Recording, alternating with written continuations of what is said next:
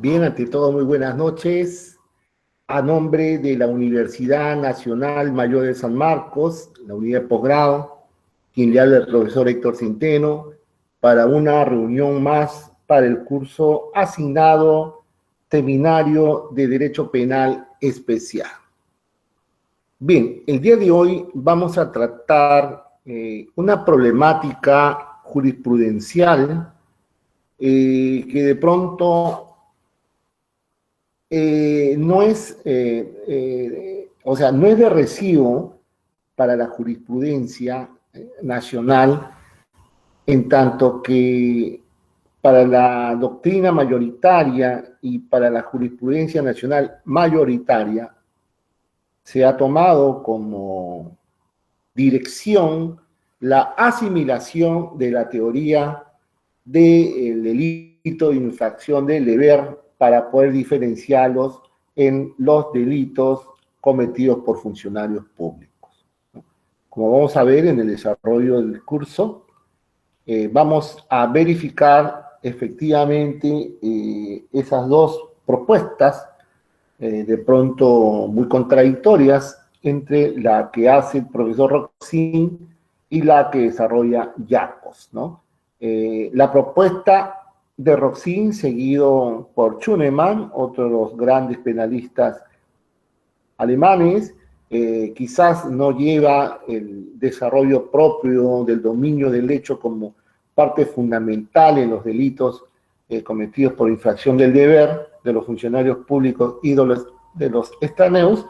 Schunemann plantea una posición de la teoría del dominio del garante, pero que en realidad respecto al núcleo de la problemática viene a ser casi un desarrollo de la misma, ¿no? Es quizás con Jacobs que sí se desarrolla un cambio totalmente vertical respecto a ambas propuestas, como lo vamos a demostrar el día de hoy, con también ejecutorias supremas, por un lado, que han seguido la tesis de Jacobs, y la mayoría de ejecutorias supremas que han seguido la tesis de Roxin, e inclusive un acuerdo plenario. Sin embargo, el asunto no está resuelto, ¿no? Si bien es cierto, la doctrina mayoritaria en el Perú se acoge a la teoría del dominio del hecho y la infracción del deber a efectos de dar solución a los problemas de participación en los delitos contra la administración pública. Hablamos de peculado, concusión, abuso de autoridad o más concretamente tráfico de influencia y concretamente también el delito de malversación de fondos y sobre todo la negociación incompatible, ¿no?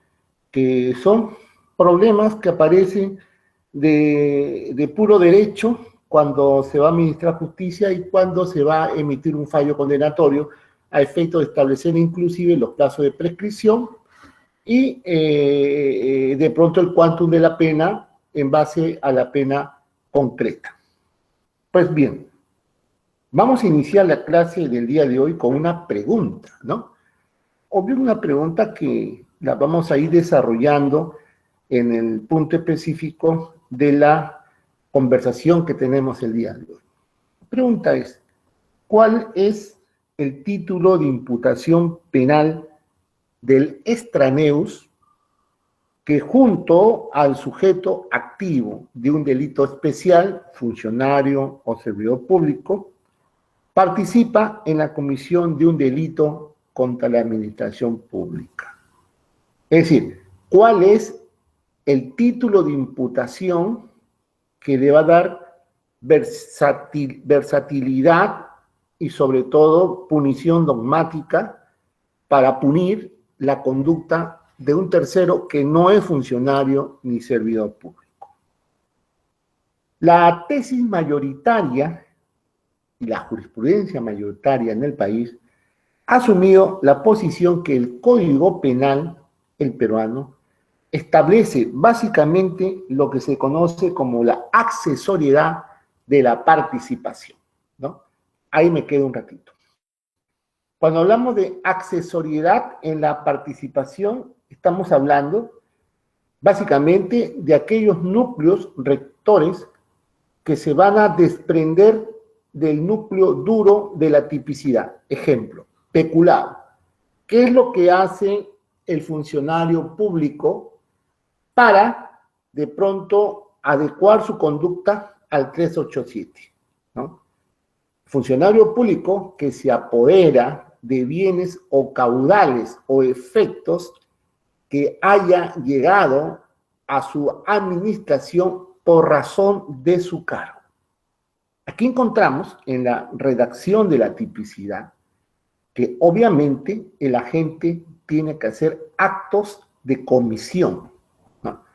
Es evidente que los actos de omisión impropia, la doctrina ha discutido hasta qué punto el funcionario público puede responder a título de omisión propia o comisión por omisión, ¿no? Es obvio que por la redacción del tipo, también el funcionario público está previsto por ese deber de garante de responder a ese título. E inclusive hay una tipología culposa cuando el agente, por negligencia o imprudencia o impericia, hablo del funcionario público, deja que terceros se apoderen de caudales o efectos, lo cual, de mi punto de vista, sí le da al funcionario público ese grado de tipicidad en cuanto al tipo ulterior, básicamente relacionado por cuestión de su funcionalidad. La pregunta es, ¿ese grado ulterior que adecúa la conducta en base a lo descrito en el 387 del Código Penal será de recibo para el que participa sin tener el dominio del hecho de esa conducta peculosa que ataca el bien jurídico de administración pública? Digo, la dogmática nacional, los grandes juristas peruanos han desarrollado en su mayoría la tesis al cual han llamado la accesoriedad de la participación. Y para ello utilizan la tesis del profesor Roxin, ¿no? Y ahí quiero indicar dos adendas, ¿no? La primera es que quien desarrolla mejor el tema de la participación en el dominio del hecho es Yechet, y lo publica en su libro de Parte General en 1998, ¿no? Es evidente que Yechet sigue una línea de los que propusieron la teoría del dominio del hecho, como fue el profesor Maurach y Gallas, más o menos a fines de los años 40 o 50, ¿no? Desarrolla esa tesis que luego Roxin brillantemente, para darle soluciones político-criminales, le da una posición naturalística y le da un contenido jurídico a aquella persona para los delitos de dominio y los delitos de infracción del deber poder completar el radio de la imputación. Pero es una teoría. Al fin y al cabo es una teoría.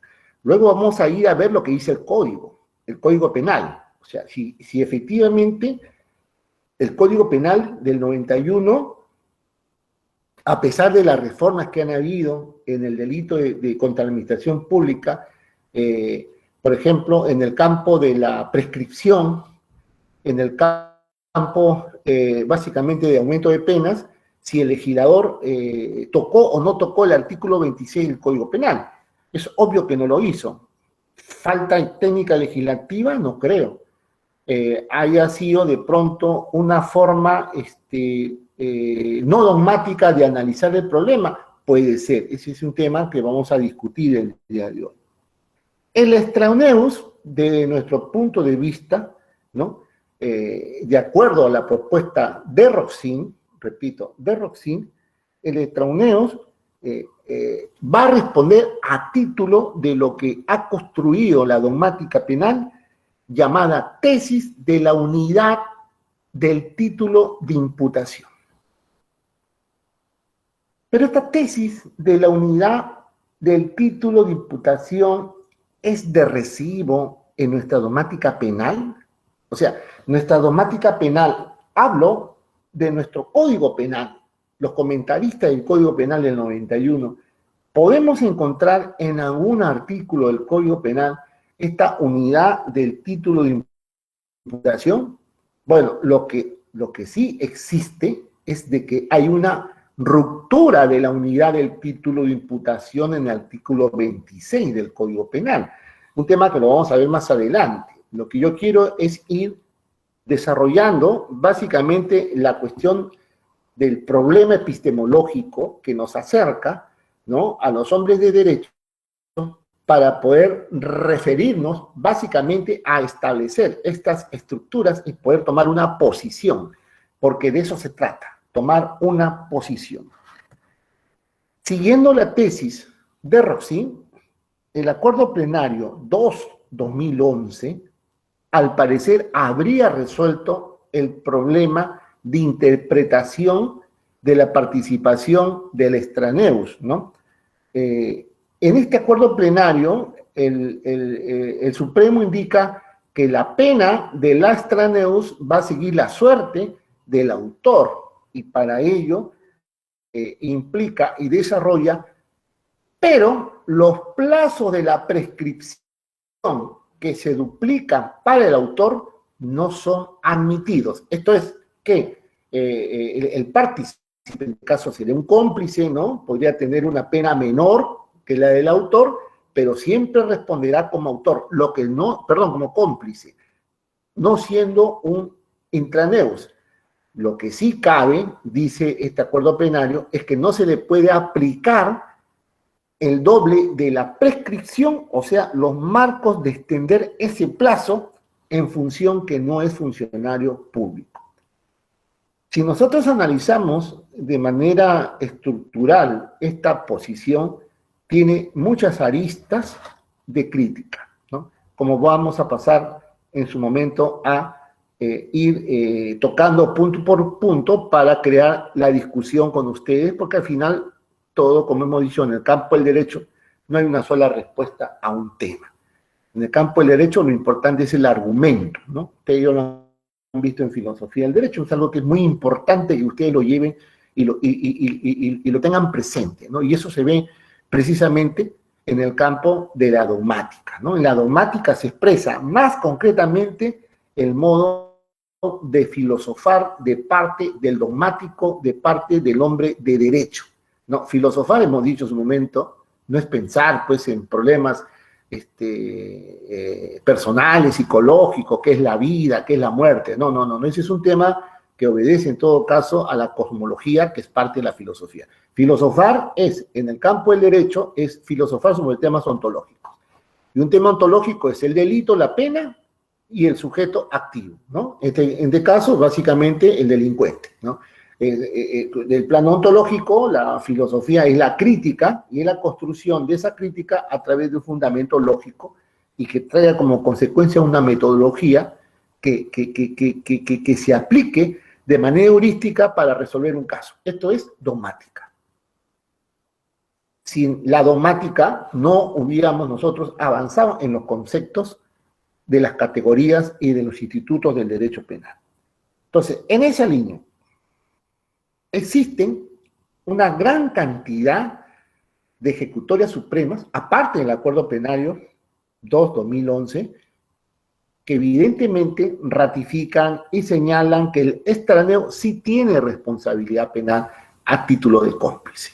Voy a hacer referencia solamente a algunas de tantas, ¿ya? He escogido algunas que son importantes, que ustedes la conocen, pero para desarrollarlo dentro del campo de la discusión, dentro del campo del pensar y del repensar, para luego tomar una posición, ¿no? Ya sea usted juez, fiscal, abogado, o sea un procurador, o de pronto sea una persona que se dedica a hacer informes, ¿no?, en estudios jurídicos. Pues tenemos la ejecutoria del 14 de enero de 2013, 14 de enero del 2013, perdón, del 2003, para los casos Fujimori y Montesinos, expediente 3203-2002. Esa es una ejecutoria muy importante, después le voy a decir en qué consiste. Tenemos la ejecutoria suprema del 14 de noviembre del año 2003. Fue un recurso de nulidad. Este fue el caso muy conocido como el caso de Bedoya, o caso caso de Bedoya, ¿no? Aquí el operador jurídico, es decir, la Corte Suprema, ¿no?, desarrolló los elementos constitutivos de los delitos de contra la administración pública y concretó indicando que nuestro Código Penal, según la ejecutoria, recoge, dice, la teoría del dominio del hecho y de la accesoriedad de la participación. Repito, recoge la teoría del dominio del hecho y de la de la participación en base a esa misma ejecución. Es decir, la accesoriedad se va a desprender de la conducta del sujeto activo especial, en este caso el funcionario público. Todavía no voy a tocar a Yacos, porque Yacos es el que más critica esta posición, ¿no?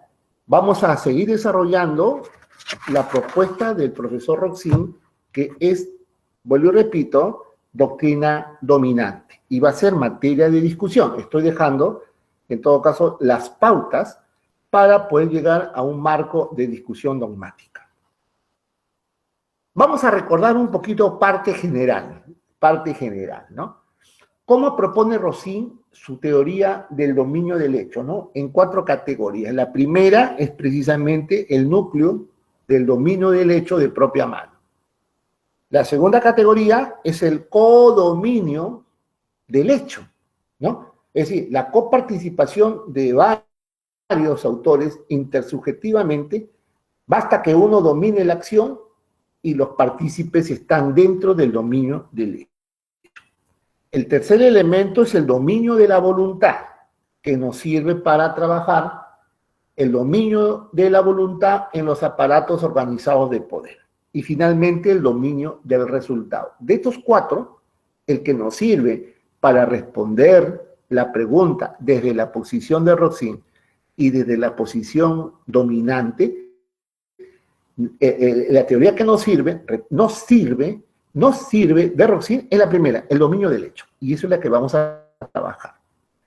El dominio del hecho, ustedes saben que ya, como hemos dicho al inicio, fue una postura que se inicia muchos años antes, cuando se estaba construyendo el finalismo con Belsen. Belsen quizás ha sido el primero, más o menos en los años 30, 32, 33, en aplicar esta teoría que venía de Honing, de Hegel, antiguamente, y que se había desarrollado débilmente en la época del causalismo, con von Muri y con todos los penalistas alemanes de la época.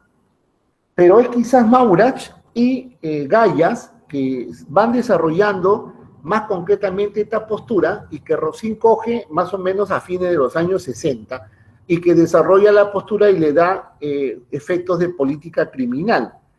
Es por eso que el profesor Jean Bernat en 1966, ¿no?, cuando desarrolla básicamente los criterios de la dogmática penal, identifica que uno de los elementos principales para poder determinar la imputación es el dominio del hecho, ¿no? Pues bien, este desarrollo, ¿no?, de pronto fue en evolución hasta que el profesor Yetche, ¿no?, establece la división a partir del dominio del hecho entre autores y cómplices, ¿no? El que tiene el dominio del hecho será autor, y el que participa sin tener el dominio del hecho, pero en forma de accesoriedad, será un cómplice, ¿no? Hasta ahí estamos desarrollando básicamente las primeras posturas que se dan para la problemática de la imputación. En esa línea, para saber quién es autor en los delitos de infracción del deber, en los delitos contra administración pública, de acuerdo a la tesis Roxin, la podemos dividir en 2 partes. Primero, teoría del dominio del hecho, y segundo, la teoría de infracción del deber. Repito, teoría del dominio del hecho y la teoría de la infracción del deber. Es obvio que la teoría de la infracción del deber contempla ya la teoría del dominio del hecho. O sea, es obvio que el accesorio sigue la suerte del principal. Entonces, para los juristas nacionales, en su mayoría, ¿no?, excepto por ahí Carollón, por ahí 2 o 3 más que García Cabero, pues la mayoría están de acuerdo con la famosa teoría del dominio del hecho y del delito de infracción del deber, ¿no? Eso lo podemos ver en cualquier material de lectura respecto a la parte especial. Fundamentan la especialidad del delito, entonces vamos a trabajar. El peculado, 387, colusión, 384, abuso de autoridad, 376, malversación de fondos, negociación incompatible.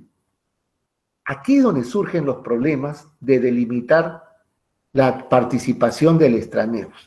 Si efectivamente con el principio de legalidad y sobre todo respetando la carga de la prueba, el tercero, que es ajeno a la tipicidad, pueda responder a título de complicidad.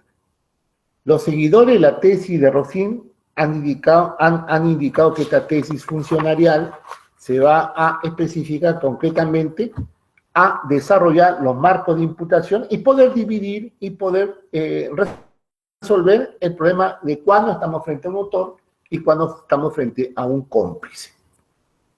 Pero ahí surge una pregunta, que sería la segunda pregunta de lo que nos toca exponer el día de hoy, ¿no? A manera de una tesis, ¿no? Lo que estamos planteando es como una tesis, ¿no? Y ustedes siempre, ahora que están haciendo la tesis, siempre ustedes van a empezar con el problema, que siempre es una pregunta, y después van a empezar con las hipótesis, ¿no? Pero ahorita estamos en el momento de las preguntas. Entonces, la segunda pregunta que alimenta el problema es, pero la teoría del dominio del hecho resuelve los problemas de intervención de manera dogmática y le dan solidez a la forma de intervención. Esa sería una de las preguntas que tendríamos que hacernos. O sea, ¿resuelve para todos los casos o simplemente para los casos de delitos comunes y no delitos especiales? Como lo dije al comienzo, Bernard Schunemann, si bien es cierto, no especifica concretamente en su manual de Derecho Penal parte general que sigue la teoría de infracción del deber de Rocín, ¿no? Pero sí él agrega que lo que se debe determinar aquí es el deber o de los delitos de garantes que deben tener los infractores a efectos de cometer la infracción del delito funcionarial. Esto es, si el que realiza el tipo penal es un funcionario público, va a responder como autor, y quien de una manera coadyuvó, ayudó, hizo actos de participación a nivel de complicidad, será simplemente un cómplice primario o un cooperador. Pero si nosotros de pronto estudiamos bien esa parte de la propuesta de Bernard Schunemann, podemos arribar con muchos factores en decir que prácticamente es la misma teoría de Rocín. Nada más que en lugar de llamarle infracción, delito de infracción del deber, le está llamando delitos de garantes. En realidad viene a ser lo mismo. Surge la tercera pregunta, ¿no? Hemos dicho a manera de tesis. La tercera pregunta sería, ¿la sola infracción del deber especial es suficiente para la imputación? O sea, la sola infracción del sujeto activo que infringe un deber especial, ¿es suficiente para la imputación? Es decir, para el peculado, para la colusión. La respuesta es no. No, porque el tipo penal te exige acciones. En muchos casos también actos negligentes, como es en el caso del peculado culposo. Se exige al sujeto que realice una acción. Entonces, la sola imputación de no cumplir con el deber especial tampoco llena el núcleo visto desde el punto de vista dogmático, no desde el punto de vista político-criminal, porque si hablamos del punto de vista político-criminal, entonces el asunto estaría resuelto como que Rocín resuelve todos los problemas de manera completa porque lo lleva a ámbitos de política criminal.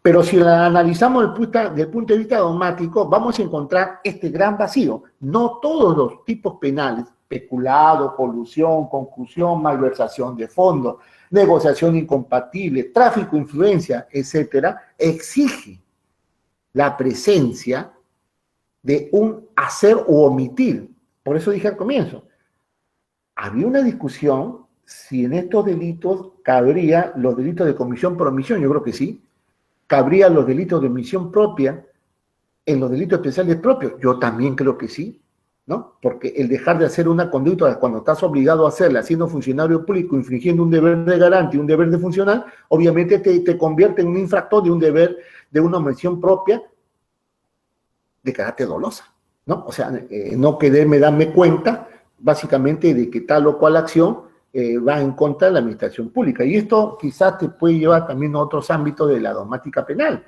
¿no? Que no es materia de discusión, pero es un tema de parte general. Entonces, en esa línea, por ejemplo, el peculado, ¿no? Los efectos, los caudales, te exigen necesariamente una acción que realice el tipo penal. Por eso que Bacigalupo, ¿no? Creo que es uno de los más grandes pensadores en dogmática penal. Bacigalupo nos ha enseñado de que los inductores, bajo esta teoría, los inductores, fíjese, los inductores, si seguimos la teoría tal como la plantea Roxin, los inductores no tendrían ningún dominio del hecho.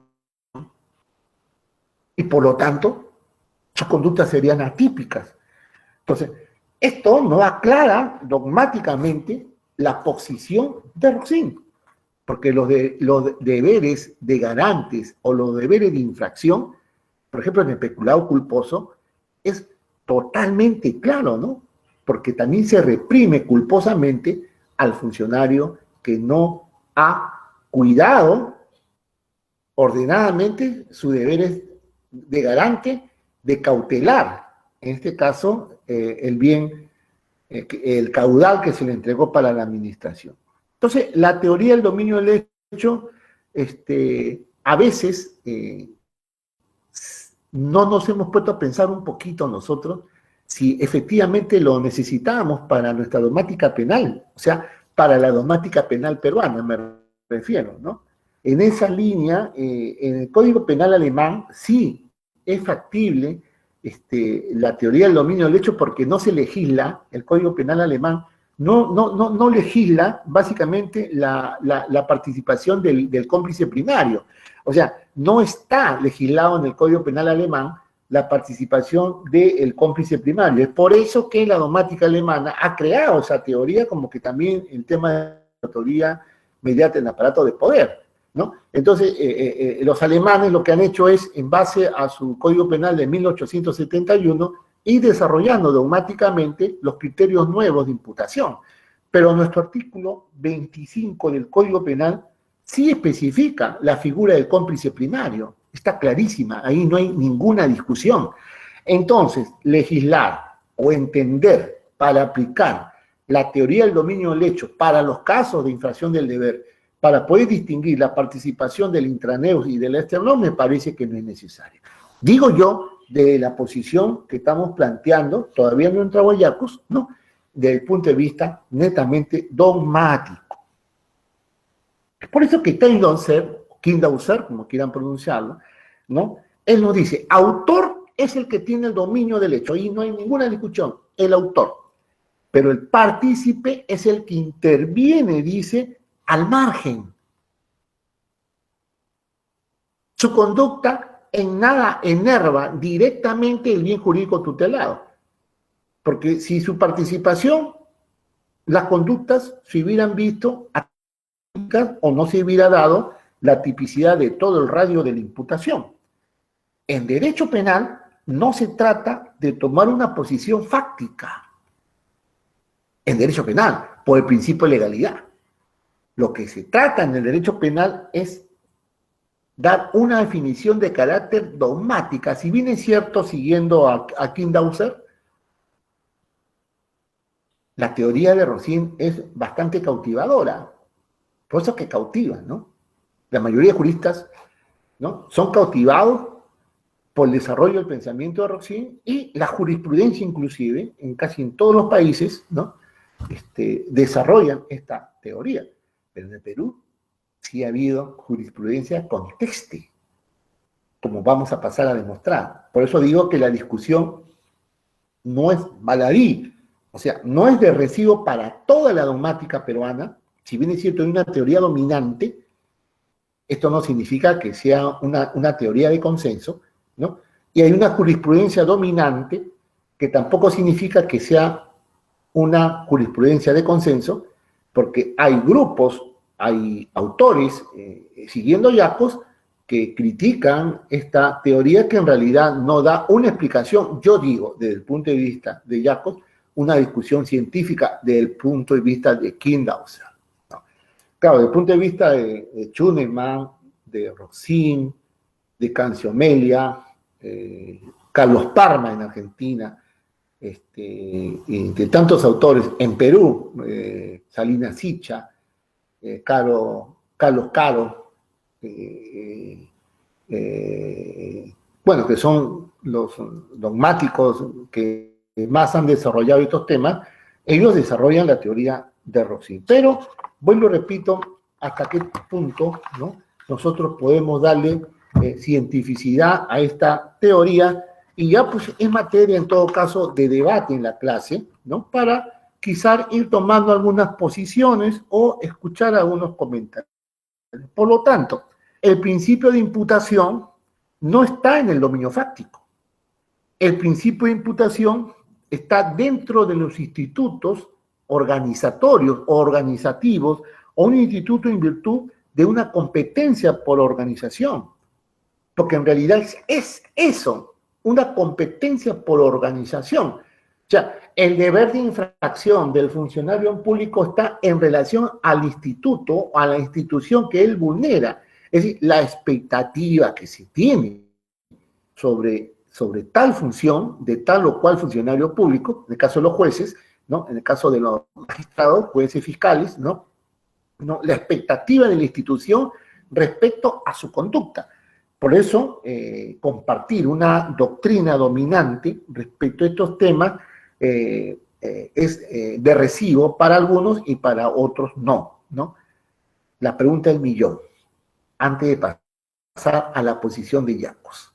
La pregunta de millón es, ¿por qué no es totalmente de recibo la tesis de Rosin respecto al dominio del hecho dentro de la infracción de los delitos de deberes? La respuesta es muy sencilla, ¿eh? Muy sencilla. Esto lo ha dicho recientemente Feijó Sánchez, ¿no?, en un material que ha publicado. No he anotado la ficha, ¿no?, lo tengo en mi tesis doctoral, ¿no?, me faltó tiempo para anotarlo, pero Feijó decía, ¿no?, de que obviamente los delitos de infracción del deber están subsumiendo cada vez más a los delitos de dominio. Prácticamente lo que se espera es una afectación a la institución, o sea, básicamente al instituto o institución en virtud de una competencia por organización. Entonces, la pregunta del millón es, ¿en dónde falla la teoría de Rosin? Y aquí vamos a entrar en el debate. La respuesta es obvia. Porque dentro de los delitos de infracción del deber no se admite la coautoría. Tampoco se admite la autoría mediata, y menos los actos de los partícipes, sí, que no es obviamente un cómplice. Por ejemplo, en los delitos de colusión, la discusión es en colusión si hay un copartícipe, todos son coautores, o hay un cómplice primario. Es obvio que en ese punto es que la jurisprudencia no tiene una respuesta concreta, y de ahí que salen diferentes ejecutorias, ¿no? No se ha hecho todavía un pleno casacional, una sentencia casacional, una sentencia plenaria para resolver esta problemática, ¿no? Quizás en algún momento lo puedan hacer, porque obviamente lo que se trata con la teoría de Rosin es que hay una respuesta de carácter funcionarial, pero no siempre es así. En los delitos de infracción del deber no se da la coautoría, y precisamente por eso es que no hay autor mediato. Y los actos de participación son muy débiles. Infracción del deber, no hay coautoría, no hay autoría mediata, y tampoco no hay partícipe. ¿Cómo se trata o cómo tratan los seguidores de la infracción del deber de Rosin? Regresar al dominio del hecho. Bueno, no puedes infringir un deber de garante porque no eres funcionario público, pero sí estuviste presente en el dominio del hecho. La pregunta es, ¿cómo estuvo presente en el dominio del hecho si es un partícipe, es un cómplice? Porque la tesis de Rosin sí se aplica en Alemania, porque en Alemania no tienen el artículo 25, que sí tenemos nosotros, que sí tenemos legislado la actividad del cómplice. ¿Hasta ahí alguna pregunta, un comentario, por favor?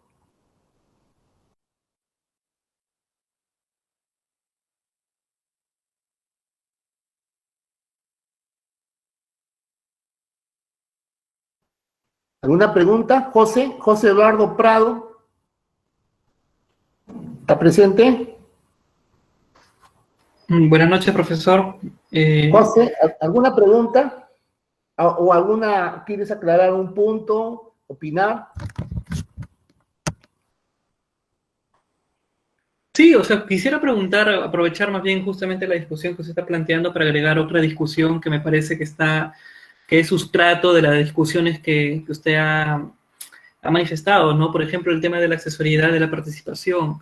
Y quisiera, digamos, preguntarle, digamos, para comprender exactamente a qué se refiere la accesoriedad en la participación, es que si en realidad, cuando hablamos de autor y partícipe,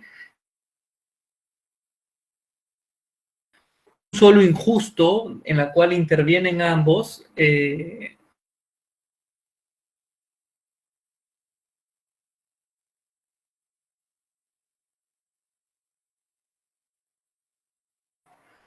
¿no? Y si cometen un injusto distinto cada uno, No te por la copio, cual a uno se le atribuye, José, por la cual perdón, a uno se le atribuye autor. ¿Aló? perdón, ¿Sí? José, perdón, discúlpame. Chicos, ¿se le ha cortado a José o a mí el audio? Porque no lo completé escuchar totalmente a José Eduardo Prado.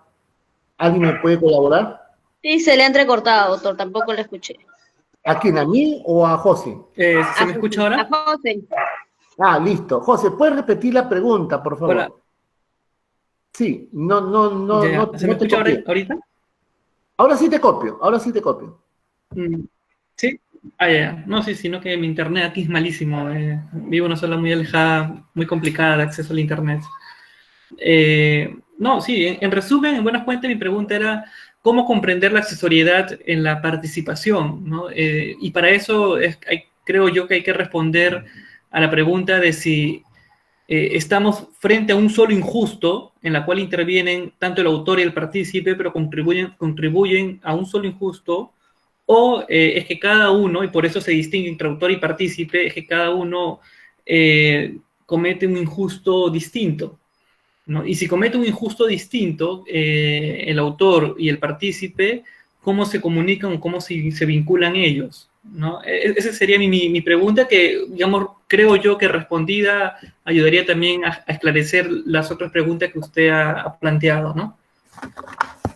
Sí, justamente por eso decía, ¿no? Hemos trabajado la parte de la propuesta de Rosin, ¿no? Y de lo que siguen la teoría de inflexión del deber.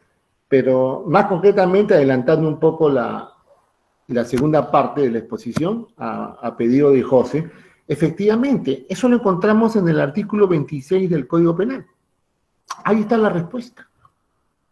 Artículo 26 del Código Penal, ¿no? Si alguien tiene el Código Penal a la mano, lo puede verificar y de repente no es necesario porque creo que todos los tenemos en la memoria, ¿no? ¿Qué nos dice el artículo 26, ¿no? ¿Qué expresa?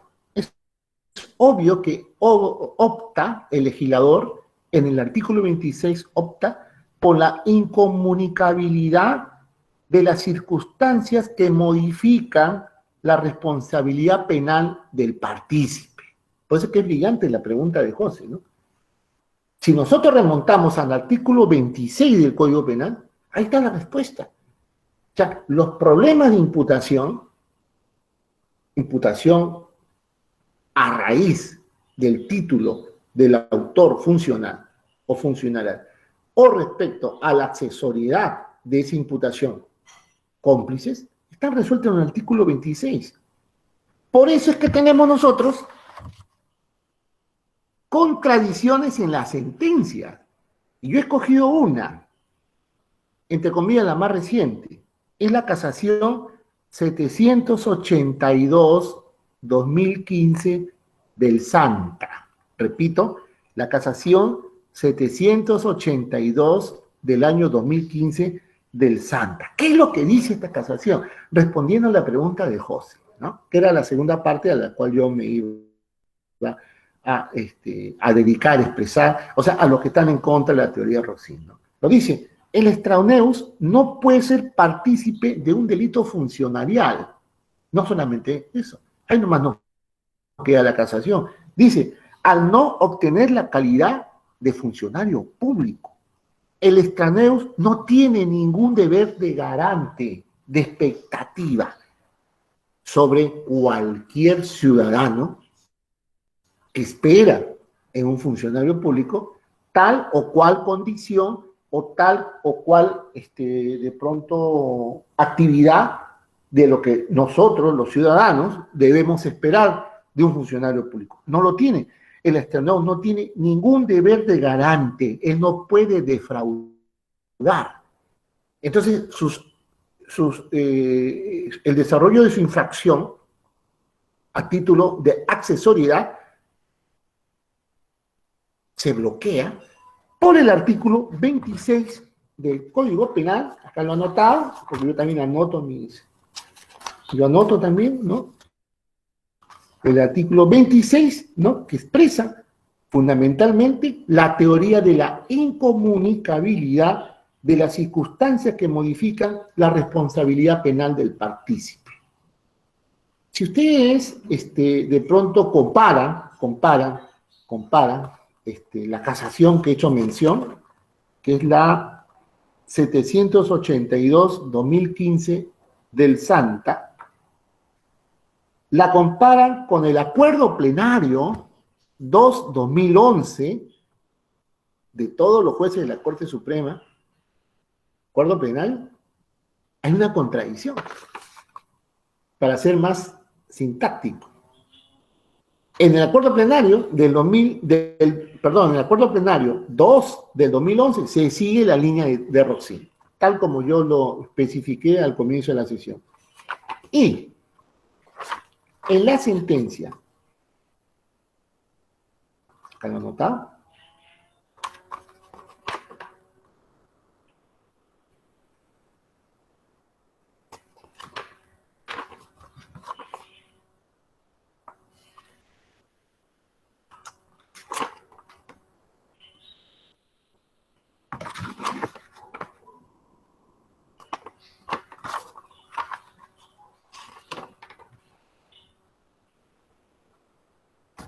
en la casación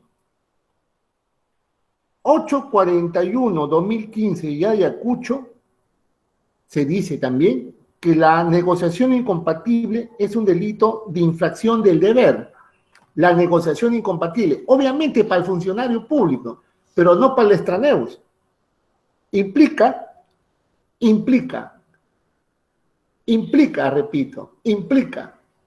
imputar a un tercero, atacar el principio de legalidad, porque este tipo penal es un tipo penal totalmente normativizado, ¿no? Es el funcionario público en los delitos de negociación incompatible el que está en el desarrollo del proceso de contratación y de adquisición de un bien del Estado. Y eso nos quedaría. Hay más cuadros jurisprudenciales, ¿no?, que avalan la tesis de la teoría de la incomunicabilidad. Repito, la casación 841-2015 de Ayacucho, ¿no?, a la cual me he hecho referencia. Encontramos. Este material sí es importantísimo que ustedes lo anoten. Es los votos en discordia que hubo en dos recursos de nulidades. El primero, en base a la pregunta de José, ¿no? El primero, recurso de nulidad 2628 del 2006, Ucayali, Recurso nulidad 08-2008, Huancavelica. ¿Qué había pasado? Los acusados, según la tesis del voto discordiante, o sea, el voto en discordia porque había habido una condena, pero el voto en discordia de pronto planteaban la absolución, porque los acusados no tenían la calidad de funcionarios públicos. Es un delito funcional. En atención a la tesis de la ruptura de la unidad del título de imputación. No son cómplices. 1, 2, no tienen la posición de garante. 3, para el caso de negociación incompatible se exige rendir cuentas. ¿El cómplice puede rendir cuentas? ¿Tiene el deber de garante de rendir cuentas? ¿No? Y aquí dice el voto en discordia, se atenta con el principio de legalidad, el principio básicamente de la carga de la prueba y la presunción de inocencia, ¿no? Lo que queda claro es que el autor de un delito funcional siempre será dentro de un delito especial y el cooperador será un delito común, ¿no? No puede ser dentro de un delito de infracción de deber, ¿no? Y esto lo encontramos, repito, en el artículo 26 del Código Penal, que no se ha estudiado el artículo 26 de la manera más semántica que obedece la interpretación de la ley penal nacional, ¿no? Porque muchas veces nosotros vamos a la ley importada, como le decía Hurtado Pozo, ¿no? Un famoso librito, creo que de 120 páginas, ¿no? No es más eso, la cantidad de libros de Hurtado, pero extraordinario, cuando él nos habla sobre la ley importada del Código Penal helvético y se va desarrollando más o menos los conceptos normativos, descriptivos, los tipos penales que se extraían del Código Penal helvético, ¿no? De la época y que muchas veces no se pueden interpretar, ¿no? Sin desarrollar una teoría, una dogmática plenamente de una realidad nacional. No fue que uno de los primeros libros que yo leí en mi formación de abogado en San Marcos, creo que en segundo año, tercer año. Primer libro de derecho penal, o sea, me refiero al primer libro serio de derecho penal que creo que haber leído fue la ley importada. Entonces, siguiendo esa línea, cuando se comenta, por ejemplo, la tesis Rosín se lleva a planos de otros países que no es nuestra realidad, ¿no? Nuestra realidad no dice otra cosa, y es por eso que tenemos contradicciones, ¿no? Dentro de la jurisprudencia. Hasta acá, ¿alguna pregunta, por favor? ¿José? A ver, ¿qué nos dice Juan Pablo Velázquez Pacheco? Juan Pablo Velázquez. Doctor, lo que yo quería pedirle, por favor, es que, o sea, si puede explicar, yo no le entiendo mucho ese tema de la incomunibilidad, que habla que hacen alusión al artículo 26. Específicamente, ¿a qué se refiere entre el autor y el partícipe? Ya. La comunidad normativa especifica concretamente la relación de la imputación penal en atención al bien jurídico. Y en atención al bien jurídico es que obviamente se desarrollan los tipos penales, ¿no? Es decir, los delitos familia. Te va a encontrar, por ejemplo, delitos contra la vida y cuerpo de la salud, un bien jurídico tutelado, que es la vida o la salud en la mayoría de delitos que están ahí, por no decir todos los delitos, ¿no? Lesiones, homicidio simple, daños, etcétera. Ahí lo vas a encontrar. Esos son delitos que están unificados por un criterio normativo. Entonces, cuando el artículo 26 te dice, porque el legislador opta por la incomunicabilidad de una circunstancia que modifica la responsabilidad penal del partícipe, te está diciendo que tienes que verificar si ese delito especial recoge conductas especiales, delitos especiales propios. Por ejemplo, en los delitos comunes, tráfico de drogas, excepto los tipos agravados, ¿no? Pero los tipos básicos, tráfico de drogas, homicidio, sicariato, criminalidad organizada, todo lo que hemos visto nosotros son delitos comunes. Claro, el legislador por política criminal incluye conductas funcionariales para agravar la pena, ¿no? Es decir, si el efectivo policial participa en un acto, por ejemplo, de narcotráfico, ¿no? O de colaboración al narcotráfico, ¿no? Se agrava la pena, pero no es la unidad del título de imputación del tipo base. Entonces, a eso que se refiere el artículo 26, que los supuestos típicos van a reclamar conductas punibles de acuerdo a su estructura típica. Por lo tanto, la comunicación de las circunstancias de la responsabilidad penal no va a traer como consecuencia una responsabilidad penal de partícipes cuando el tipo penal no lo especifica, no lo dice. Esto se conoce como la incomunicabilidad. En cambio, la tesis de Roxin, ellos siguen la otra teoría, pero esa teoría no está en el Código Penal peruano, salvo que alguien me lo demuestre. Y por eso está la discusión. O sea, la teoría de Roxin se basa en la unidad del título de imputación. Entonces, ahí entramos en un problema de dogmática. ¿Alguna pregunta, Juan Rafael Velázquez?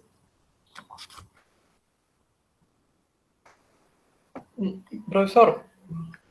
Sí, José, te copio. Doctor, gracias. Sí. Gracias, José. Gracias, perdón, Juan. Gracias, Juan. Siempre colabora con las gracias. A ver, José, te escuchamos. No, sí, en base de lo que usted ha detallado más con respecto a los alcances del artículo 26, que es la incomunicabilidad de las circunstancias entre los partícipes, quisiera, digamos, cómo esto, lo que pasa es que el artículo 26 incluso ya fue puesta, digamos, en jurisprudencia y sostenida también. Recuerdo que quien sobre esto construye, digamos, y afirma la teoría de la ruptura de la participación entre el autor y el partícipe en el delito de infracción de deber es el profesor Javier Villestein. Y justamente yo recuerdo haber leído un libro de él en la cual sostenía, en base al artículo 26, esa imposibilidad de, digamos, de irse por la postura de la unidad. Por lo tanto, él se iba por la postura de la ruptura, ¿no? Y muy interesante postura, pero después surgió una modificatoria final, digamos, en el artículo 25, en el último párrafo, donde se agregó una línea. Y en base de eso, mi pregunta va en ese sentido, ¿no? ¿Cómo se concilia la explicación que usted ha dado del artículo 26 con la última modificatoria del artículo 25, el último párrafo? ¿Cómo se podría comprender, más que nada referido a los delitos de infracción del deber? Claro, ¿podría redactar esa modificatoria para hacer la compulsa dogmática? Claro, pero no sé si me permite leer primero el artículo 26 y después compararla con el artículo 25. Claro, de eso se trata. Ya. Ok, entonces el artículo 26 dice: las circunstancias y cualidades que afecten la responsabilidad de alguno de los autores y partícipes no modifican las de los otros autores o partícipes del mismo hecho punible. Ahora, el último párrafo del artículo 25. El cómplice siempre responde en referencia al hecho punible cometido por el autor, aunque los elementos especiales que fundamentan la penalidad del tipo legal no concurran en él. ¿Cuál es la pregunta ahí? Está perfecta la tesis. Sí, la pregunta es cómo, o sea, lo que yo comprendo es que en base al artículo 26, la actuación del partícipe, digamos, no podría alcanzarle el injusto, en el marco del delito de infracción de deber, más que nada, ¿no? No podría alcanzarle a la conducta del autor, porque el autor, bueno, ostenta un deber, digamos, positivo, especial, y el partícipe no. Entonces, si aplicamos el artículo 26, el partícipe le correspondería, digamos, la comisión de otro injusto análogo a la del autor, ¿no? En grado de partícipe. Eso, digamos, y esa es la postura que esbozó en su momento Javier Villestein, ¿no? Profesor Villestein. Entonces, ahora, esa postura que se exhibió en aquel momento, ¿cómo quedaría, cómo se podría ya ser explicada con la última modificatoria del artículo 25, donde justamente afirman todo lo contrario, ¿no? Donde justamente mencionan de que la complicidad siempre va a ser respondido, siempre va a responder, pero en relación al hecho punible cometido por el autor, al margen de los elementos especiales que puedan fundamentar la responsabilidad penal si concurren o no en el partícipe, ¿no? Hasta al margen de que si el partícipe tiene o no una cualidad especial respecto al bien jurídico afectado, igual va a ser partícipe. En cambio, antes con el artículo 26, sin la modificatoria únicamente, el profesor Villestein había concluido de que no, pues tenía que sostenerse una ruptura de la imputación porque cada uno cometía un injusto distinto, ya que el partícipe jamás le podría alcanzar, amparado en el artículo 26, digamos, ser accesorio respecto a un delito, digamos, de una infracción cualificada y especial, porque este no ostenta ese deber, ¿no? Entonces, era imposible que sean comunicado esa cualidad especial que tiene el autor con respecto a un partícipe que tiene un dominio común, ¿no? Por eso que en base al artículo 26 él sostenía la ruptura de la imputación, ¿no? Pero ahora con el artículo 25, ¿cómo quedaría esa propuesta? Claro, donde sí justamente es expreso la unidad de imputación. Perfecto. Claro, el problema del artículo 25... Sí, esa es mi pregunta, profesor. Sí, buena la pregunta, es extraordinaria. Esto lo dije también en otro curso. El problema del artículo 25 es que cuando el legislador desarrolla esa inclusión, lo hace pensando obviamente en los delitos contra la administración pública, básicamente para poder superar estos problemas de la interpretación de la jurisprudencia. Pero el asunto está en que en ninguna parte de la redacción del artículo 25, si bien es cierto, habla sobre los delitos especiales, pero no especifica sobre el deber de garante, es decir, sobre las expectativas que va a generar esa conducta, independientemente de que el responsable, a título de cómplice, obviamente que no la tiene, ¿no?, sea incoada su conducta y tenga una penalidad. Obviamente que esto ataca el principio de legalidad, como dije al comienzo, ¿no? O sea, ataca el principio de legalidad y sobre todo ataca en la presunción de inocencia. En todo caso, entre el artículo 25 y entre el artículo 26, tiene que primar, obviamente, la interpretación en base a lo que se conoce como la interpretación sistemática, determinar cuál de los dos artículos es precisamente el que es el centro de interpretación de las formas de autoría y participación. Entonces, en esa línea yo me pregunto, ¿cuál de los dos artículos, si el 26 o el 25, es el centro de la participación y de la autoría en los delitos de dominio y de infracción del deber? Yo te preguntaría, para ti, ¿cuál de esos dos artículos ratifica básicamente la actuación por conducta propia, por comisión, por omisión, delitos especiales, etcétera? Porque también, no solamente en los delitos de infracción del deber del funcionario público se estaría dando esa forma de actuar. También se da en otros tipos penales donde, por ejemplo, se reprime la conducta del médico, del obstetriz, del enfermero, del abogado, del prevaricato. Para ti, José, ¿cuál sería, en todo caso, el radio básicamente de interpretación que, para que tenga unidad de interpretación del Código Penal, en este caso la legislación nacional, sea el núcleo central de interpretación? ¿Cuál sería? ¿El 25 o el 26? ¿Y por qué?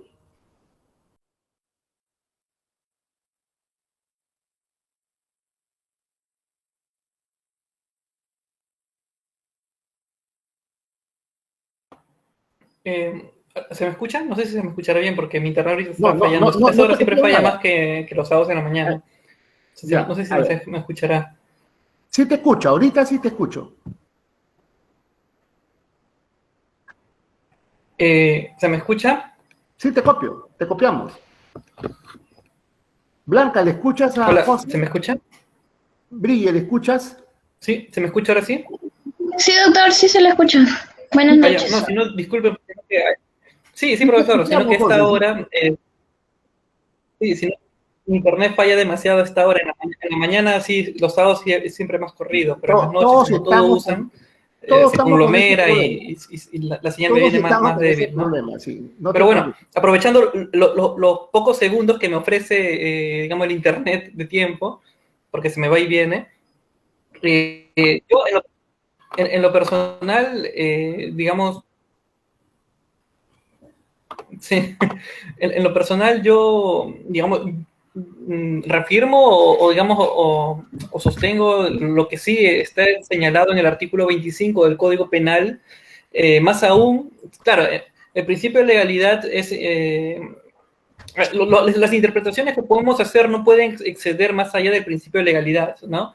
Pero dentro del tenor literal de la norma o de la ley, lo que tenemos que hacer es, digamos, auxiliarnos de otras herramientas para poder, digamos, comprender mejor los alcances de una figura, ¿no? Y si nosotros, la exposición de motivos de esta última modificatoria justamente fue y explicó en ese sentido de que era para, digamos, poner un orden a esa discusión que existía en la jurisprudencia respecto a incluso a nivel de la Suprema, respecto a la unidad o a la postura de la ruptura de la imputación, donde había una discusión, digamos, incansable entre ambas tesis, ¿no? Entonces, el legislador, digamos, trató de marcar una postura en la exposición de motivos, respetando el tenor literal de lo que dice el artículo último párrafo, justamente se alinea en la tesis de la unidad de imputación. Entonces, ¿cómo yo respondería al artículo 26? El artículo 26, creo yo, en lo personal, es una interpretación, una lectura personal, ¿no? No regula con respecto a los temas de autoría y participación o a la comprensión del injusto. En lo personal, lo que yo creo es que, y acá si nosotros respetamos incluso el tenor de la legalidad, mencionan circunstancias y cualidades que afecten la responsabilidad, no dicen que determinen la responsabilidad. Y si nosotros nos situamos en las circunstancias que afectan, justamente el artículo 26 regula o desarrolla la comprensión entre el juego que hay de las circunstancias agravantes o atenuantes de responsabilidad, porque justamente son las circunstancias agravantes y atenuantes que inciden, más no determinan responsabilidad, pero sí rodean e inciden sobre los aspectos de la responsabilidad.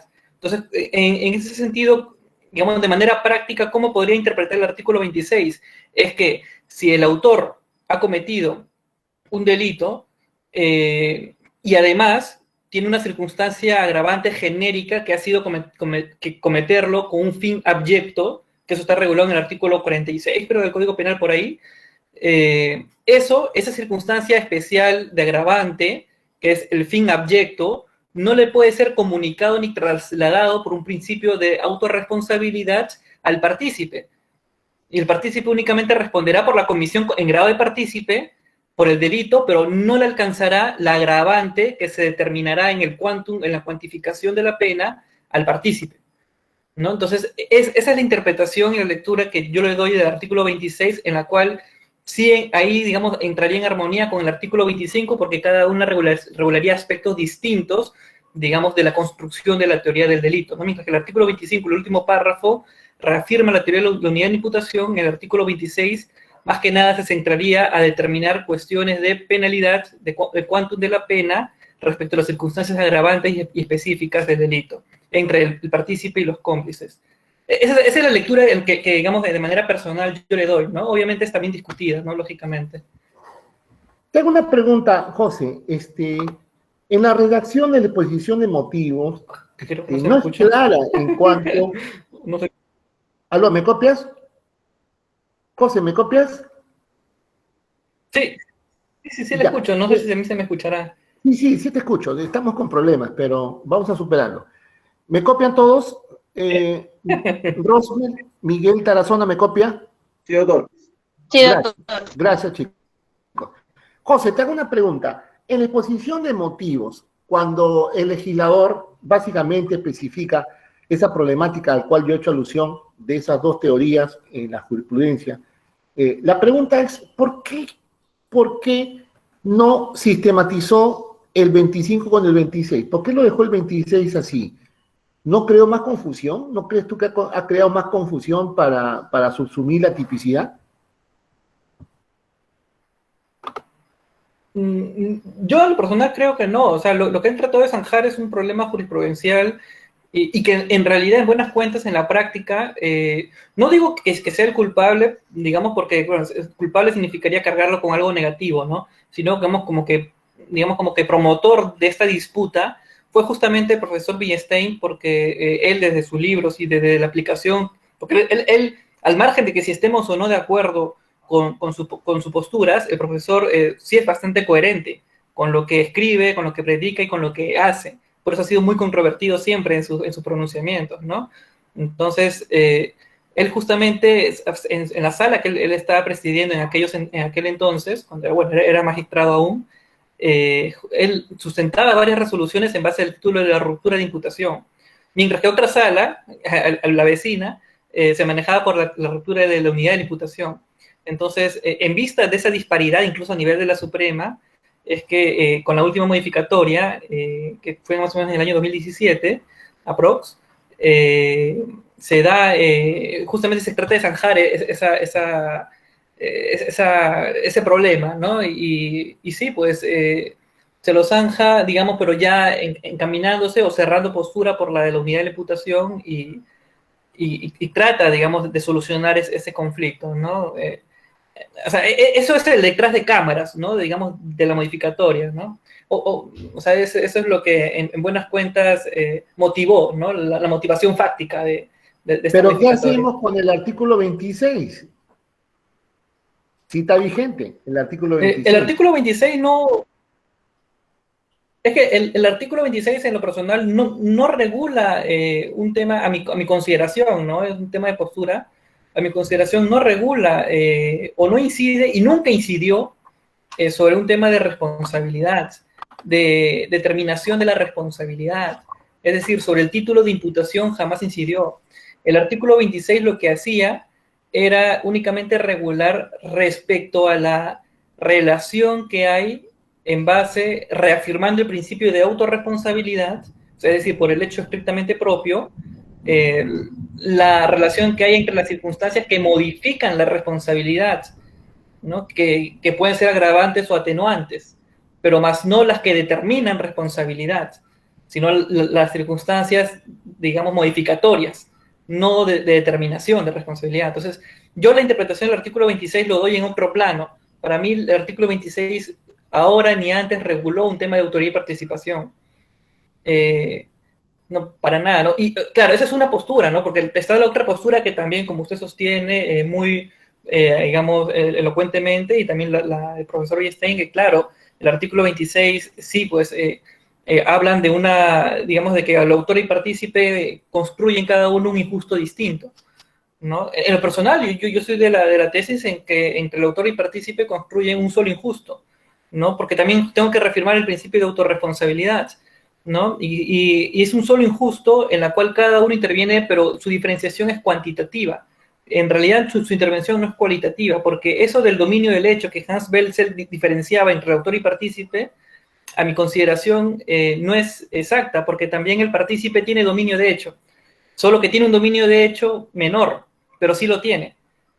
No es que no tenga dominio de hecho y el autor sí tenga dominio de hecho, no es así, sino que el autor y partícipe, ambos justamente son autor y partícipe porque en su intervención han tenido grados de intervención y dominio del hecho, solo que en ese grado a uno tenía una cuantificación mayor, una relevancia cuantitativa mayor y otra menor. Por eso que se distingue entre un autor y un partícipe y su reproche también va en esa proporción, ¿no? Esa es la lectura que, digamos, a modo de personal le doy. Obviamente altamente criticable, pero es así, la dogmática se construye en base de la dialéctica, del diálogo, ¿no? En un delito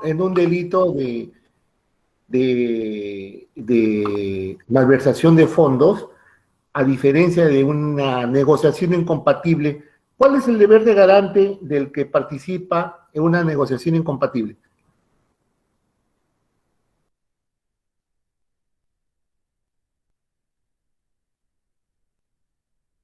José, ¿me copias? Creo que ahí se resuelve, ¿Se me ahí se escucha? resuelve el asunto, ¿eh? Ahí se resuelve el asunto. O sea, tú, aplicando el artículo 25, ¿ya? Aplicamos el artículo 25 para negociación incompatible. ¿Cómo pueden punir al que participa en una negociación incompatible a título de cómplice? Dentro de la modificatoria del artículo 25.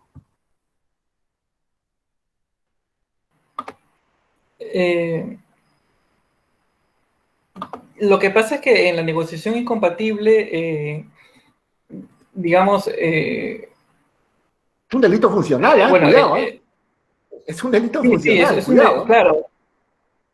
Porque hay que ser No, coherente, sí, o sea, sí, hay sí, que sí. ser coherente, perdón, José, hay que ser coherente en todo, o sea, coherente en peculado, en colusión, concusión, cohecho, malversación. Hablo yo de la postura de Yacos, ¿ah? O sea, yo estoy ahorita trayendo la postura de Yacos y como tú lo estás defendiendo en la teoría de Roxy, ¿no? Y justamente ahí está la discusión, o sea, no se han puesto de acuerdo, pero frente, repito, a un delito de malversación de fondos, en un delito básicamente de negociación incompatible, ¿cuál es la expectativa que tiene el partícipe? ¿Cuál es la expectativa que tiene el partícipe? Para darle prioridad al artículo 25 sobre el artículo 26. José, ¿me copias? Sí. En lo personal, yo no, digamos, no le entiendo bien la pregunta, pero o sea, no comprendo, o sea, de que si en negociación incompatible podría haber posibilidad de jugar también la participación, esa es la pregunta, A porque ver, en realidad vamos es al juego que dogmático, ¿ya? Vamos al juego dogmático. ¿Cómo tipificarías tú la conducta del tercero que no es funcionario público en un delito de negociación incompatible? ¿A título de qué le imputarías? a título de partícipe, ¿no? Si no es funcionario y ya ha tenido contribución, a título de partícipe de la negociación incompatible, claro, siempre y cuando ¿Y cuál es, haya... cuál es el deber de garante que tenía para actuar como partícipe? Eh, no, ninguno. Es que el partícipe no No es que tiene lo vas a ningún punir, deber ¿ah? de O sea, garante. Sí, le vas a dar una sanción penal. Le vas a dar una sanción penal. Es que justamente ahí está, sí, pues, ahí está la contradicción, o sea, está la controversia entre ambas teorías. Bien, José, hemos escuchado tu posición, perfecta, como no, siempre, para aclarar, dominas la parte dogmática, ¿no? sí, para aclarar, Está desarrollada. ¿Me copias? sí, para aclarar, lo que pasa es que yo cuando yo hice la referencia del injusto único y en relación a la diferencia cuantitativa de intervenciones, eso lo que estaba explicando se aplicaba en estricto sentido a los delitos de dominio. En los delitos de infracción no ingresa ese juego cuantitativo. Y como esto es un caso de, digamos, un delito funcionarial, donde hay un delito de infracción de deber, la distinción entre autor y partícipe no se maneja, digamos, ya no el argumento que mencioné se extrapola aquí, porque justamente tiene otro fundamento, ¿no? Pero de todas maneras, el artículo 25, el último párrafo, le sigue alcanzando, ¿no? Por legalidad le sigue alcanzando, porque ya la ley sentó al margen de la discusión doctrinal de que el partícipe con o sin alguna circunstancia especial, como la que puede ser el deber de garante de partícipe, así lo tenga o no, de todas maneras este va a ser partícipe, ¿no? Solo la fundamentación que yo di sobre la distinción cuantitativa era referida en el ámbito de los delitos de dominio, pero en el funcionarial sí, igual de todas maneras se aplica el artículo 25, porque tampoco la ley hace distinciones entre la aplicación de infracción de deber o de delitos de Bueno, dominio. bueno, Si uno bueno. leemos los motivos, Bueno, José, justamente gracias, se gracias. Te agradezco por tu participación, siempre contribuyes a la clase. Claro, son las dos posiciones, ¿no? Las dos posiciones claras, ¿no? Respecto a esta problemática, ¿no? Ya hemos ido desarrollando básicamente los criterios que son ustedes, lo que, así como José, los que van a tomar sus posiciones en las funciones que tengan como jueces, fiscales, abogados, ¿no?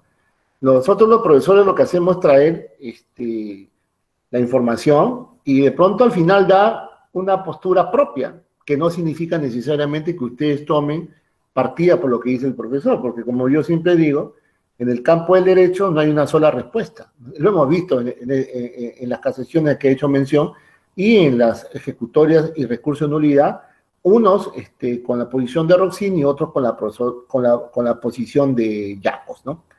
A lo que voy. ¿Cuál es mi posición? Bueno, mi posición es, evidentemente, siempre ajustado al principio de legalidad, ¿no? Yo soy un gran defensor del principio de legalidad. Yo creo que si bien es cierto lo que dice José es hasta cierto punto dogmáticamente admisible, desde planos naturalísticos, ¿no? Pero considero que dentro del plano dogmático tenemos que dar una respuesta de carácter más científica, más epistemológica, ¿no? Y con esto no digo que los trabajos de Roxin no lo sea, no, al contrario, he dicho, Roxin ha sido quizás el más grande penalista que ha colaborado con la doctrina y la jurisprudencia penal en los últimos tiempos, ¿no? Jacobs está de pronto desarrollando una teoría que recién se está aplicando en países como Latinoamérica, ¿no? En Jacobs, pues, en Alemania, perdón, Jacobs casi no es ni citado, ¿no? En Alemania la doctrina dominante es la del profesor Roxin, ¿no? Es un grupo muy pequeño que cita a Jacobs, sobre todo los alemanes del norte, lo de Kiel. Entonces, nosotros consideramos que un principio de imputación no está en el dominio fáctico. Es decir, lo que va elaborando el artículo 25 con la nueva redacción al cual la modificatoria del 2017.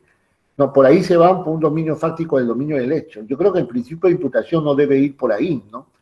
No es un tema de dominio fáctico, sino es un tema de dominio normativo, ¿no? Porque consideramos nosotros la renormativización de todo el sistema para toda la estructura del delito.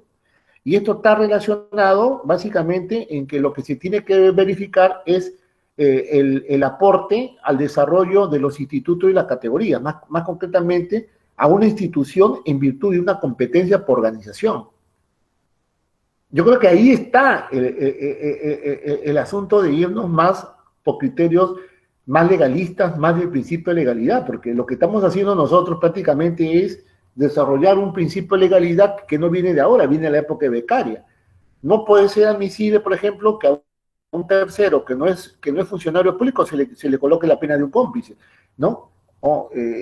Es más, tanto es así que como hemos señalado al comienzo, la casación que hice referencia, que es la que resuelve el problema, entre comillas, entre las dos salas supremas, establece que aún, siguiendo la tesis que plantea José, el artículo 25, con la modificación del artículo 25, aún con la imputación del tercero a título de cómplice, no se le puede aplicar, ¿no?, los plazos, ¿no?, del doble de la prescripción que sí se le aplica al funcionario público. Entonces, ahí encontramos, por ejemplo, también otro problema, ¿no?, básicamente de similitud y de desarrollo dogmático en cuanto a esa posición de esa casación, ¿no?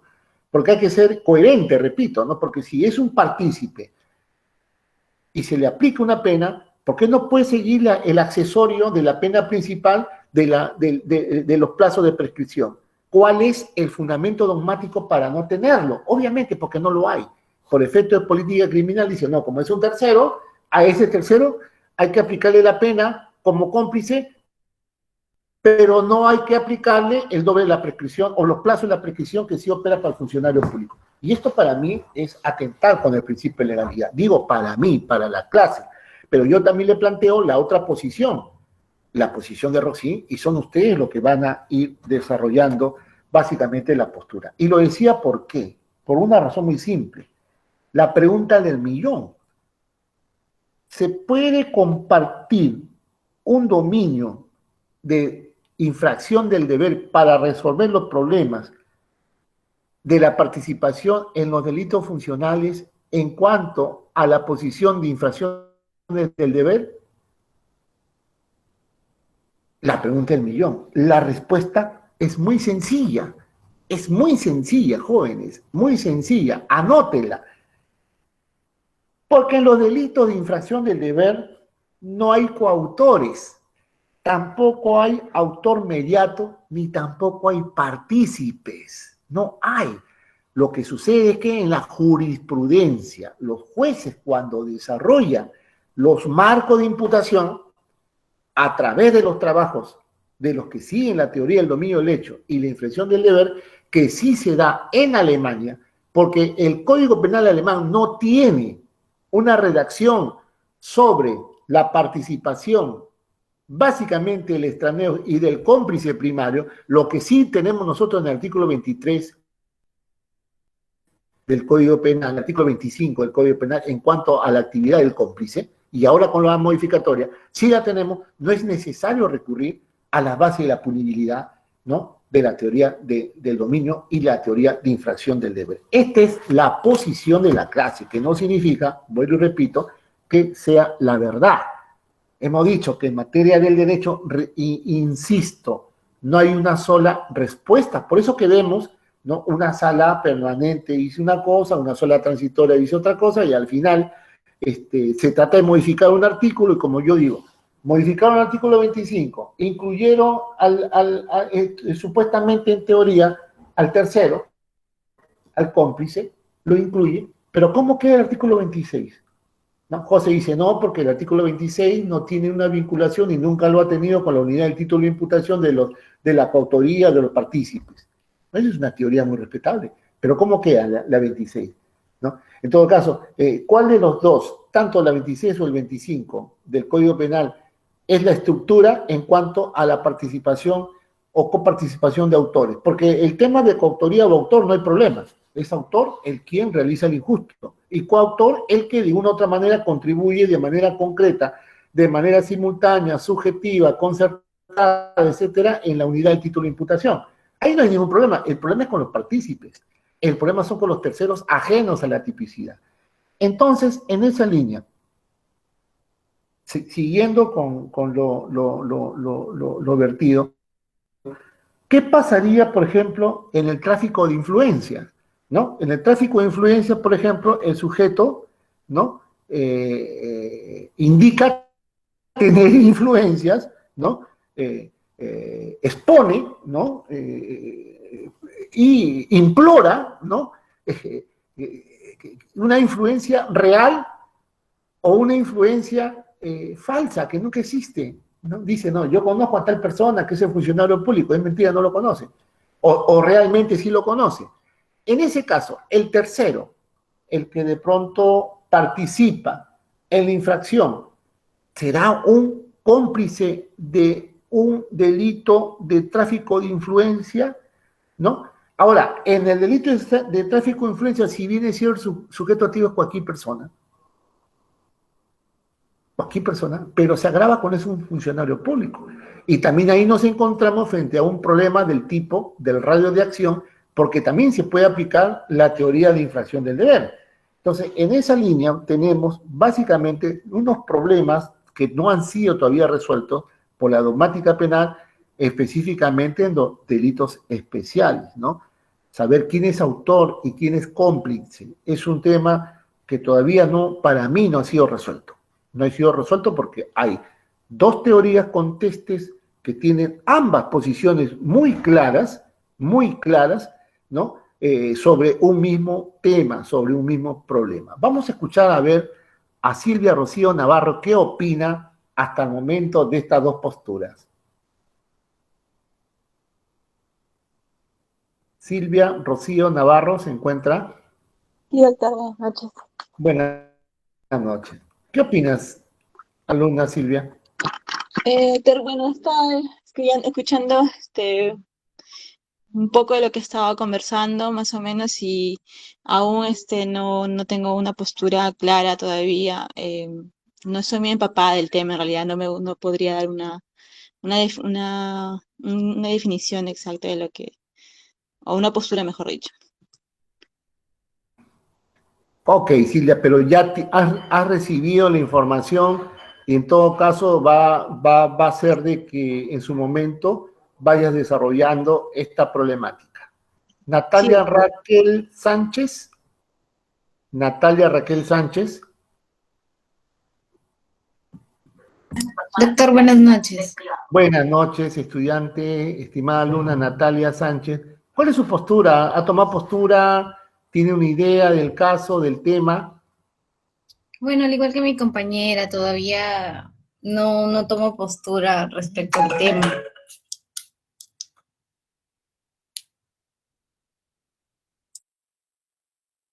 Muy bien, estimada alumna Natalia.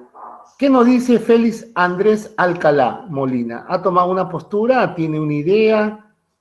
tiene una crítica. Doctor, ¿qué tal? Buenas noches. Aún no tomo una postura determinada, doctor, por ambas situaciones, pero quizás si nos podría explicar un poco más y aunar más al tema y unos ejemplos para así poder tomar una postura concreta, ¿no, doctor? Perfecto, perfecto, Andrés. Vamos a desarrollar justamente en la segunda parte los ejemplos. Percy Valencia, ¿cuál es tu postura, Percy? O en todo caso tu crítica, tu comentario. Buenas noches, profesor. Yo sí, en todo caso, sigo la postura que ha tomado también la jurisprudencia y también la doctrina mayoritaria que se acoge al criterio de Roxin, ¿no? Pero reconozco que dicha postura tiene ciertos vacíos, ¿no? Que justamente, como se puede ver también en los fallos que ha emitido la Suprema, a veces se vale de manera sutil de algunos constructos teóricos de parte del funcionalismo de Jacobs para cubrir, ¿no? Esas falencias de la postura de Rockfin a efectos, ¿no? De evitar la impunidad de determinados casos. Claro, porque esos son efectos en todo caso de política criminal, más no dogmáticos. Claro, claro, evidentemente. Como le digo, ¿no? Si bien es cierto, como usted bien lo ha referido, ahí considero que ambas posturas son, guardan bastante lógica y sistematización, pero de todas maneras tiene ciertas contingencias, ¿no? Y en ese sentido, doctor, yo quería preguntarle si Fritsch respecto a este tema ha dado una tercera vía, tal vez, ¿no? Porque generalmente la mayoría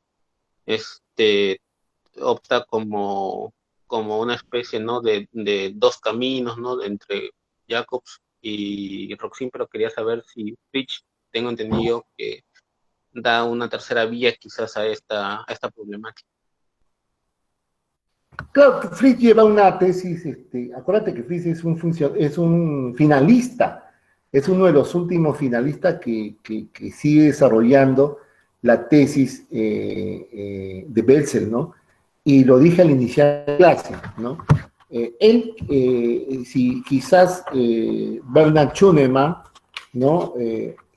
Al igual que Fritz, si bien es cierto, Bernard Schunemann es un seguidor de Roxin, y Fritz se encuentra más cercano a Jacobs, ¿no? Para el tema de la imputación, más concretamente para los temas funcionariales, ¿no? Explica que el radio de acción está vinculado básicamente a los ámbitos de competencia.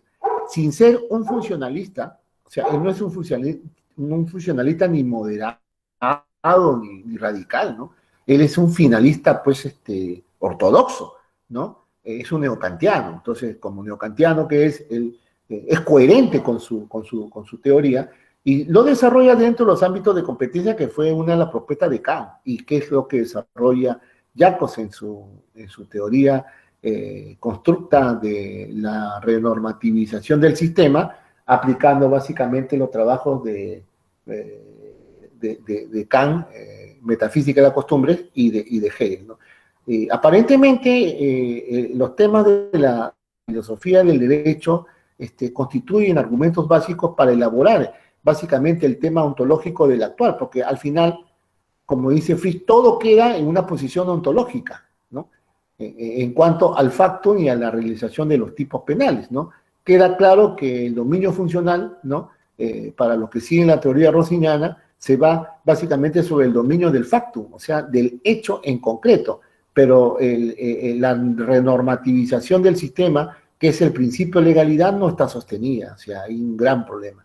Por esa línea, quizás Fritz siga una línea renormativizadora del tipo penal, pero con sus propios desarrollos finalistas. Repito, es uno de los últimos finalistas que existe y que es coherente con su estructura, ¿no?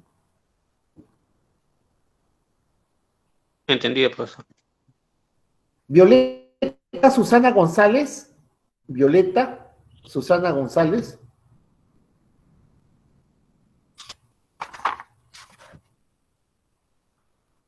Violeta Susana González no se encuentra.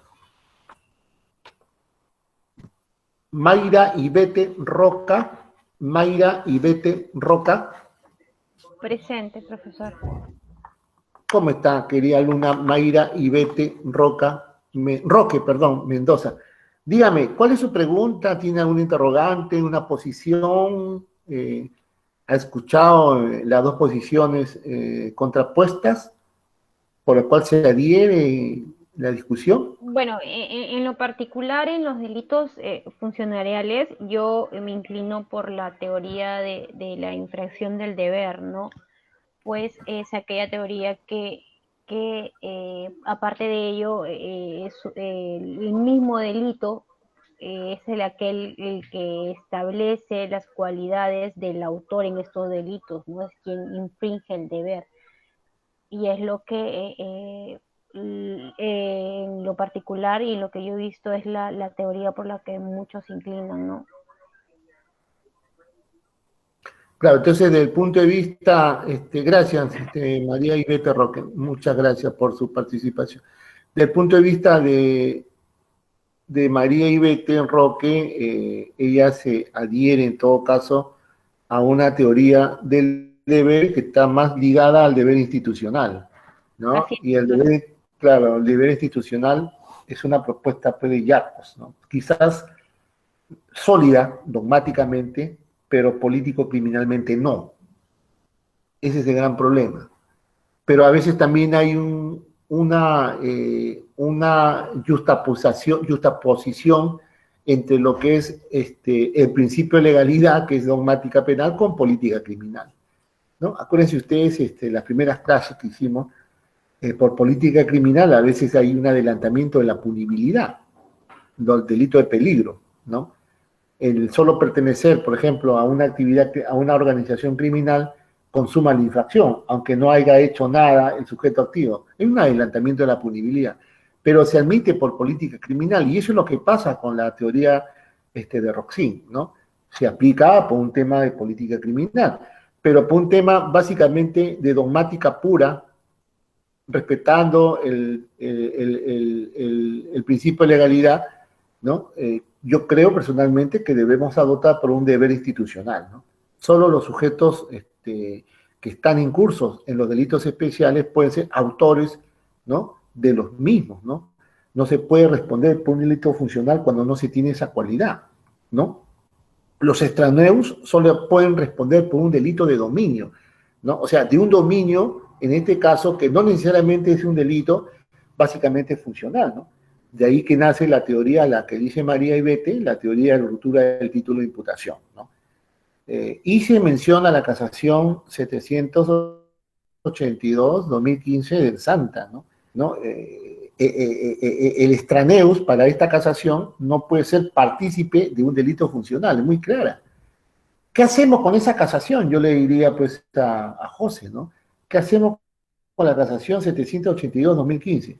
Claro, José me va a decir, no, pero tenemos la modificatoria del artículo 25, ¿no? Del Código Penal, pero el artículo 26 está vigente. Claro, José me dice, no, pero el artículo 26 necesariamente no habla sobre las cualidades especiales de los sujetos activos, sino de las circunstancias que modifican la responsabilidad penal. Entonces, volvemos a lo mismo, o sea, estamos haciendo un corsi recorsi. Son dos posiciones, que quede claro que son dos posiciones. En todo caso, igual como cuando tocamos desaparición forzada, cuando estamos frente a un delito de lesa humanidad, ¿no? Si es a partir del Pacto de San José, si es de la Interamericana, o es sobre lo de Roma, podemos nosotros, el Estatuto de Roma, podemos nosotros decir que estamos en un delito de lesa humanidad. ¿no? O es que siempre ha existido el delito de lesa humanidad hasta antes de la Primera Guerra Mundial. Entonces, este es un problema de interpretación, ¿no? Un problema de interpretación, y yo lo que quiero indicar es que en el derecho hay muchas interpretaciones, no hay una sola respuesta. Estamos viendo las casaciones, estamos viendo los recursos de nulidad contrapuestos, inclusive hay votos en discordia, ¿no? Modificaciones que no son perfectas en el Código Penal, el artículo 25, ¿no? Se contrapone con el artículo 26, ¿no? Hay un poco trabajo serio sobre eso en la dogmática, ¿no? No basta decir yo soy un roxiniano, yo soy un jaconiano, o sigue la tesis de Roxin, o sigo la tesis de Jacos, ¿no? Es sostenerla, ¿no? Muchos de ustedes van a ser magistrados y que ya no lo son. Muchos de ustedes serán fiscales, o serán fiscales si no lo son, o abogados. Entonces, dentro de la línea de la actividad, en todo caso del jurista, ¿no? Se da esa problemática, y eso es lo que se trata, o lo que hemos tratado nosotros en todo el curso, desde el inicio hasta hoy que terminamos, gracias a Dios bien todos, ¿no? Esa ha sido la idea, crear lo que dice McCormick, ¿no? Crear la discusión, ¿no? Crear la discusión y transformar un poco los criterios, en este caso de la dogmática y de la política criminal en el ámbito de derecho penal, ¿no? Arguir más sobre el tema, como dice pues un autor, es llegar básicamente a posiciones circulares, ¿no? Y dar vueltas sobre aquellas, ¿no? Salvo el caso que alguien quiera preguntar algo más o quiera participar. Profesor. Bien, joven. Sí, Percy, por favor, te copiamos. Profesor, solamente quería acotar algo, un punto más. Claro, eso es lo que queremos escuchar tu posición, a ver. Bueno, para empezar, doctor, con respecto a lo que usted se refería, ¿no? Del tema de la dogmática y de la política criminal, es cierto que tanto la postura de Roxin como la de Jacob tienen aristas, ¿no? Que tienen aristas en pro y en contra. Y lo cierto es que se diferencian a partir de un punto a partir de un punto de vista o una concepción que tienen de la acción, o si no, en todo caso, de lo que viene a ser el delito. Y en función, pero ciertamente estos constructos teóricos a veces no pueden cubrir determinados casos, ¿no? Y si uno se alinea férreamente a determinada postura, puede por dogmática dejar de pasar puede crear vacíos de impunidad, como decía, ¿no? Al respecto, justamente quisiera poner a la palestra un caso, ¿no? Por ejemplo, hace poco tuvo un caso en el cual se denunciaba a determinados médicos que se habían enriquecido ilícitamente al ocupar de manera paralela, al desempeñar de manera paralela dos cargos en distintos hospitales públicos. Y en todo caso estaban siendo denunciados por enriquecimiento ilícito. Sin embargo, se denunció también al director del hospital por el hecho de que no había hecho nada para evitar que estos médicos se siguieran enriqueciendo. En ese sentido, dogmáticamente se entiende que el delito de enriquecimiento ilícito solamente se castiga al autor. Difícilmente puede entenderse que uno pueda, pues, se pueda haber una cierta complicidad o participación, y menos aún cuando la persona, en este caso el director, no ha hecho actos concretos para favorecer este enriquecimiento, no simplemente ha hecho una omisión de no denunciar, o en todo caso una omisión de no despedir a estos servidores públicos. Y en ese sentido, siguiendo, ¿no? La dogmática, uno podría decir, bueno, se castiga simplemente a los médicos que han ejercido de manera paralela dos cargos en estos nosocomios, y en todo caso al director del hospital ya como cómplice ya para cubrir como cómplice efectos de, por una especie de omisión por comisión, quizás, tal vez.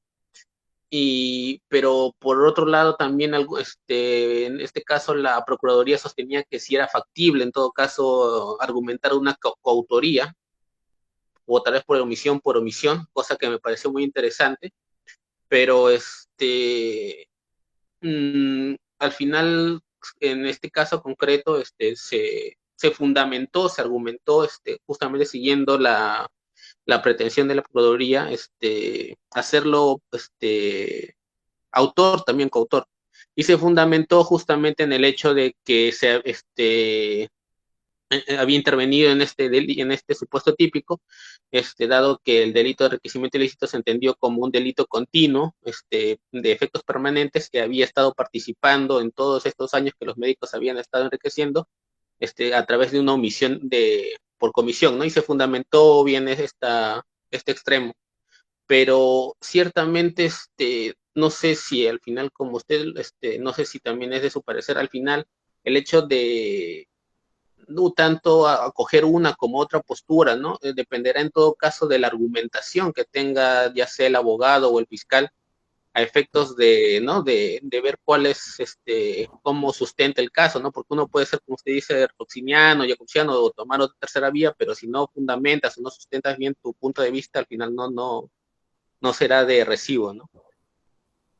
Gracias, Percy, gracias, Percy. Yo creo que justamente lo que ha dicho Percy, y fíjese que Percy es el delegado del curso, es básicamente el mensaje que yo he querido dar de la primera clase, ¿no? De la primera clase, es de que en el ámbito del derecho, en toda la ciencia del derecho, no hay una sola respuesta frente a un problema, ¿no? Si no hubieran, pues, resoluciones de primera instancia que son revocadas o confirmadas, o al revés, no hubieran estos plenos casatorios o sentencias plenarias, o en todo caso reuniones de expertos, ¿no? No hubieran tesis de grados, no hubieran artículos de investigación. Justamente ahí está básicamente la lucha por el derecho, como decía Jerry, ¿no? Entonces, esa es la línea ya dándole de pronto una finalidad, o ponerle fin a mi curso, ¿no? Agradecerles a ustedes por la presencia durante estos meses que hemos venido trabajando, ¿no? A pesar del problema que creo que todos tenemos, ¿no? El problema primero de la enfermedad del virus, ¿no? Que todos estamos de una u otra manera, pues, defendiéndonos, cada uno de nuestras posiciones. Y segundo, con el problema de la conectividad, ¿no? Es otro de los grandes problemas de la conectividad que creo que todos hemos tenido. Agradecerles por eso, por su esfuerzo, ¿no? Por su esfuerzo que han dado durante todo este curso. Yo he tratado de ser riguroso en cuanto a la formación, a los trabajos de investigación, a los informes, ¿no? A la participación de ustedes, ¿no? He tratado de darle ese rigor que es de un curso de maestría, ¿no? En el cual ustedes se acostumbren a hablar, se acostumbren a fundamentar.